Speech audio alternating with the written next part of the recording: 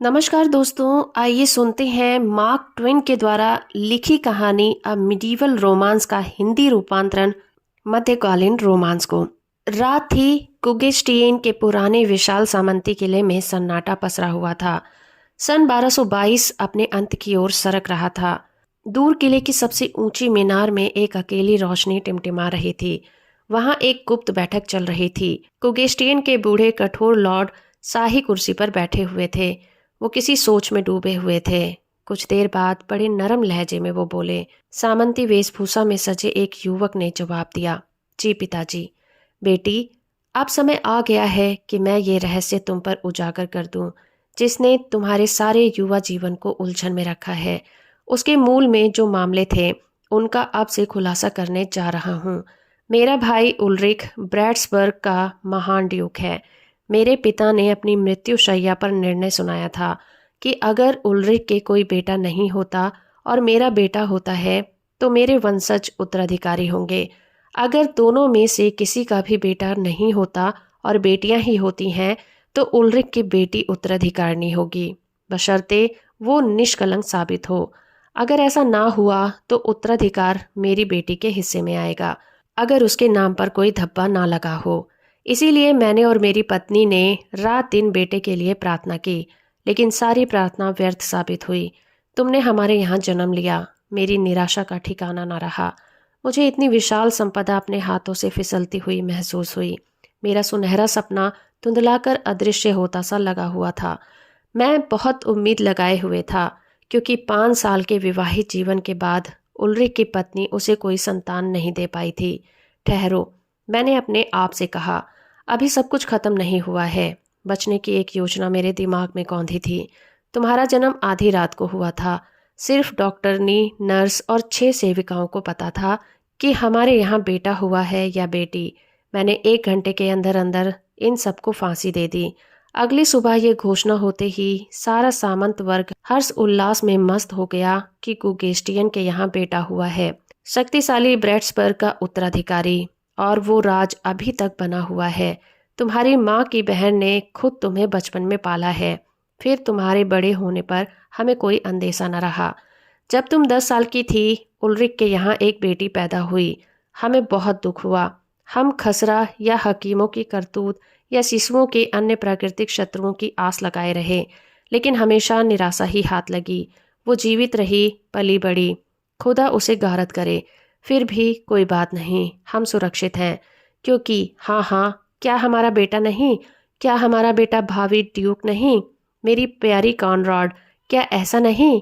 क्योंकि 28 साल की किसी स्त्री को, जो कि तुम हो, किसी दूसरे नाम से कभी नहीं पुकारा गया।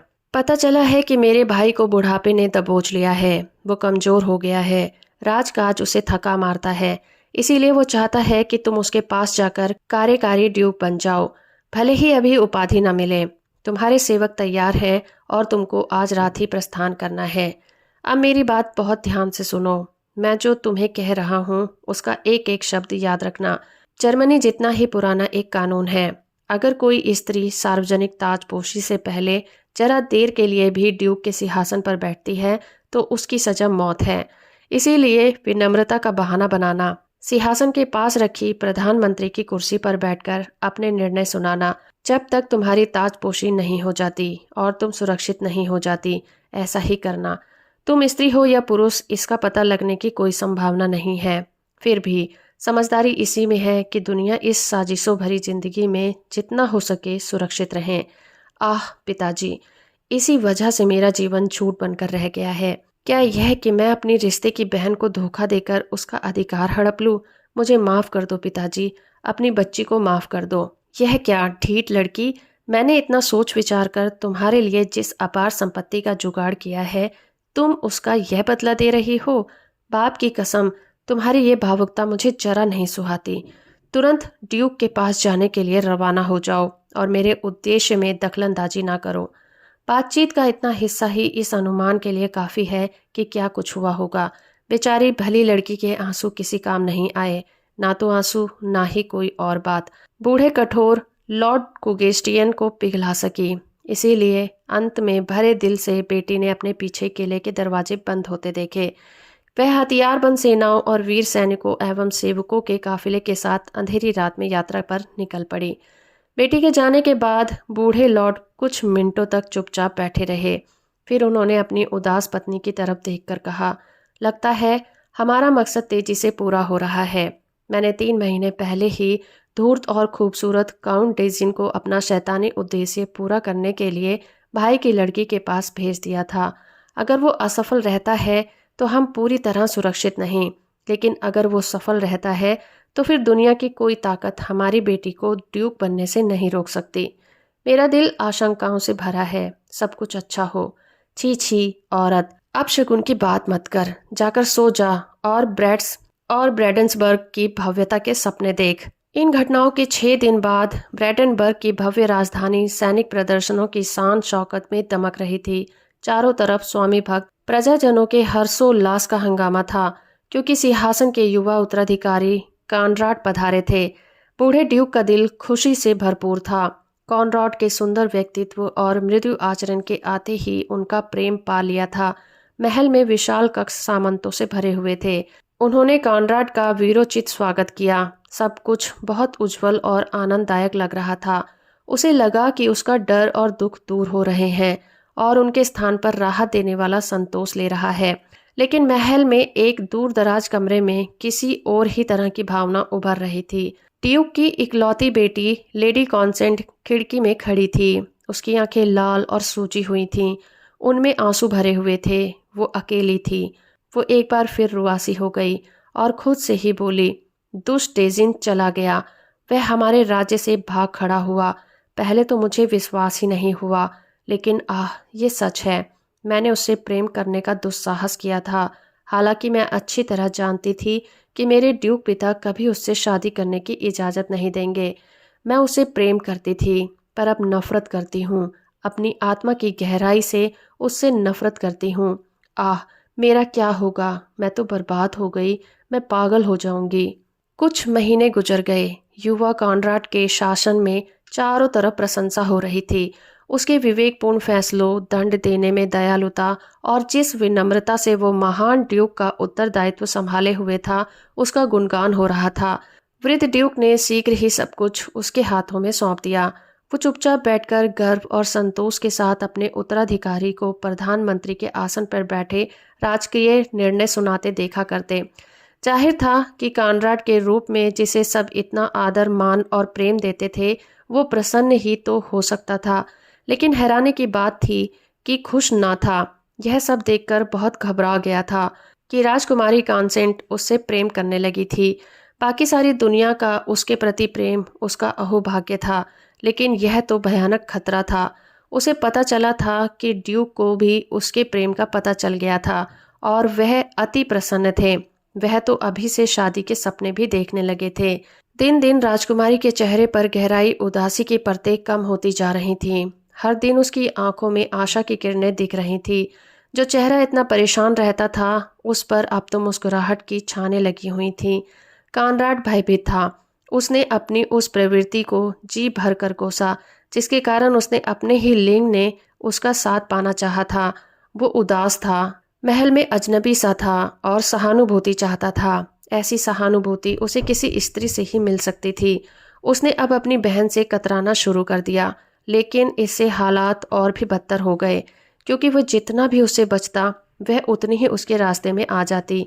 पहले पहल वो इससे हैरान हुआ, फिर एकदम घबरा गया। उसे लगता कि लड़की हर समय उसके पीछे पड़ी है। उसे लगता कि दिन हो या रात, वो हर समय और हर जगह उसके साथ है। वो बहुत व्याकुल सा हो गया। लगता था कि इस व्याकुलता के पीछे कोई और रहस्य जरूर है। ऐसा सब दिन तो चल नहीं सकता। दुनिया भर में इसकी चर्चा थी कि ड्यूक भी उलझन में पड़े से लगते थे। बेचारा कॉनराड भय और व्यथा से आक्रांत लगता था। एक दिन जब वो अपनी चित्रशाला में सटे कमरे में बाहर निकल रहा था, तो कॉन्सेंट उसके सामने आ गई। उसने उसके दोनों हाथ अपने हाथों में पकड़ लिए और बोली, ओह, तुम क्यों मुझसे इतने दूर भागते हो? मैंने क्या किया है? मैंने ऐसा क्या कहा है जिससे मेरे बारे में तुम्हारी मेहरबानी जाती रही? क्योंकि निश्चित ही तुम कभी मेहरबान थे। कॉनराड, क्या तुम मुझसे नफरत करते हो? मुझ दुखियारी पर रहम खाओ। मैं तुम्हारी चुप्पी को बर्दाश्त नहीं कर सकती। यह मुझे मार ही डालेगी। कॉनराड, मैं तुमसे प्यार करती हूँ। अगर तुम मुझसे नफरत करना चाहते हो तो करो, पर यह तुम्हें स्पष्ट बताना होगा। कॉनराड स्तंभ मौन खड़ा रहा। कॉन्सेंट जरा देर को हिचकी। उसने उनकी खामोशी के गलत मायने निकाले। उसकी आंखों से उल्लास की तीव्रता झलक गई।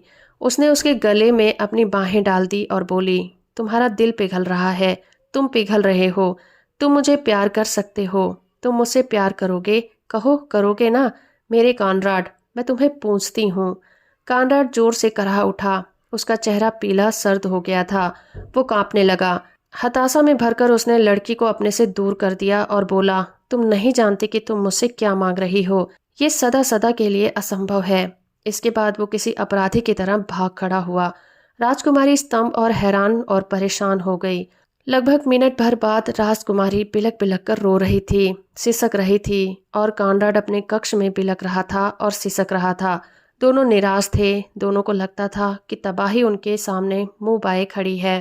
धीरे धीरे कॉन्सेंट अपने पैरों पर खड़ी हुई।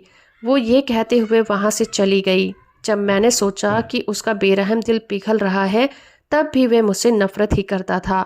मैं भी उससे नफरत करती हूँ। उसने कुत्ते की तरह मुझे दुत्कारा है और नफरत की है। समय बीतता गया। ड्यूक की बेटी के चेहरे पर फिर से एक स्थायी उदासी आकर ठहर गई थी। कॉनराड और वो अब कभी इकट्ठे दिखाई नहीं देते थे। ड्यूक इससे दुखी थे। लेकिन कुछ सप्ताह और गुजरने के बाद कॉनराड के चेहरे पर रंगत और आंखों में पहले की सी चमक लौट आई। वो राजकाज अपने स्पष्ट विवेक से चलाने लगा। तभी महल के बाहर एक विचित्र कानाफूसी सुनाई पड़ने लगी। वह तेज होती गई, दूर तक फैलती गई। ये कानाफूसी कह रही थी, राजकुमारी कॉन्सेंट ने एक बच्चे को जन्म दिया है। जब लॉर्ड कुगेस्टियन ने यह सुना तो उन्होंने अपना हेड 3 बार अपने सिर पर घुमाया और जोर से चिल्ला पड़े, ड्यूक कॉनराड जिंदाबाद। अब तो उसका ताज पक्का हो गया है। डैजिटिन ने अपना काम बखूबी निभाया। उस अच्छे लुच्चे को भरपूर इनाम दिया जाएगा। उन्होंने इस खबर को दूर दूर तक फैलाया। 84 घंटों तक उनके सारे इलाके में लोग नाच नाच कर उत्सव मनाते रहे। सब बूढ़े कुगेस्टियन के लिए खुशी का इजहार कर रहे थे। मुकदमा शुरू हो गया। ब्रैडन्सबर्ग के सभी बड़े लॉर्ड और बैरन न्याय वाले बड़े कक्ष में उपस्थित थे। किसी भी दर्शक के बैठने या खड़े होने की कोई जगह खाली नहीं थी। जामुनी और सफेद रोए वाले वस्त्रों में राजा कॉनराड प्रधानमंत्री की कुर्सी पर बैठा था। उसके दोनों ओर राज्य के प्रधान न्यायाधीश बैठे थे। बूढ़े ड्यूक ने सख्त हिदायत दी थी कि उनकी बेटी का मुकदमा बिना किसी रियायत के सुना जाए। उसके बाद दिल टूट जाने की वजह से उन्होंने बिस्तर पकड़ लिया था। अब वह चंद दिनों के ही मेहमान थे। बेचारे कॉनराड ने बहुत मिन्नतें की कि उसे अपनी ही बहन के अपराध का मामला सुनने से मुक्त कर दिया जाए, लेकिन उसकी बात नहीं मानी गई। सभी उपस्थित लोगों में अगर कोई दिल सबसे अधिक दुखी था तो वो कॉनराड के सीने में था। सबसे ज्यादा उल्लास से भरा दिल उसके पिता का था। उनकी बेटी कॉनराड को पता न था कि बूढ़े लॉर्ड कुगेस्टियन भी सामंतों की इस भरी भीड़ में उपस्थित थे। वो अपने घराने को मिलने वाली अपार संपदा से फूले नहीं समा रहे थे। जब उद्देशकों में आवाज लगा ली और प्रारंभिक औपचारिकताएं पूरी हो गईं, तो माननीय मुख्य न्यायाधीश ने कहा, बंदी उठकर खड़ा हो जाए। दुखी राजकुमारी उस भारी जन समूह के सामने बिना किसी पर्दे के खड़ी हो गई। लॉर्ड मुख्य न्यायाधीश ने आगे कहा, आदरणीय महिला, इस राज्य के महान न्यायाधीशों के सामने ये सिद्ध हो चुका है कि आपने एक संतान को जन्म दिया है। इस अपराध की सजा मौत है। कार्यवाहक ड्यूक लॉर्ड कॉनराड अब इस बारे में विधिवत अपना निर्णय सुनाएंगे। आप ध्यान से सुनने को तैयार हो जाएं। कॉनराड ने अपना राजदंड हिलाया। इसके साथ ही उसके सीने में छुपा एक स्त्री का दिल बंदनी के लिए पिघल उठा। उसकी आंखों में आंसू उभर आए। उसने फैसला सुनाने के लिए अपने होठ खोले ही थे कि मुख्य न्यायाधीश ने तुरंत कहा, वहां से नहीं महामहिम, वहां से नहीं। ड्यूक खानदान के किसी सदस्य के लिए आप वहां से निर्णय नहीं सुना सकते। यह न्याय संगत नहीं होगा। आप राज सिंहासन पर बैठकर निर्णय सुनाएं। बेचारे कॉनराड का दिल दहल गया। उसके बूढ़े पिता का फौलादी शरीर भी सिहर उठा। कॉनराड की तासपोशी नहीं हुई थी। क्या वो सिंहासन पर बैठने का दुस्साहस करे? वो हिचकिचाया। डर से उसका चेहरा पीला पड़ गया था। लेकिन अब कोई चारा भी नहीं था। सबकी हैरान निगाहें उस पर टिकी हुई थीं।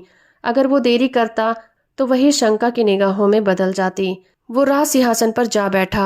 फिर राजदंड उठाकर बोला, बंदी हमारे महान ब्रेडनबर्ग के ड्यूक लॉर्ड उल्रिक की ओर से मैं उस कर्तव्य का पालन करने जा रहा हूँ जो मुझे सौंपा गया है। मेरी बात ध्यान से सुनो।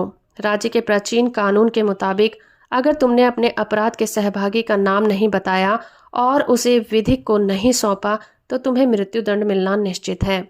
अभी भी अपनी जान बचा लो। अपनी संतान के पिता का नाम बताओ। सारे न्यायालय में सन्नाटा छा गया। ऐसा सन्नाटा कि लोग अपने दिलों की धड़कन तक सुन सकते थे। राजकुमारी धीरे से मुड़ी। उसकी आंखों में नफरत भरी थी। उसने अपनी उंगली सीधे कानराड की तरफ उठाई और बोली, आप हैं वो आदमी। इस अचानक दोषारोपण से उपजे निसहाय कर देने वाले घोर संकट से कानराड के बदन में सिहरन दौड़ गई। साक्षात मौत जैसी सिहरन।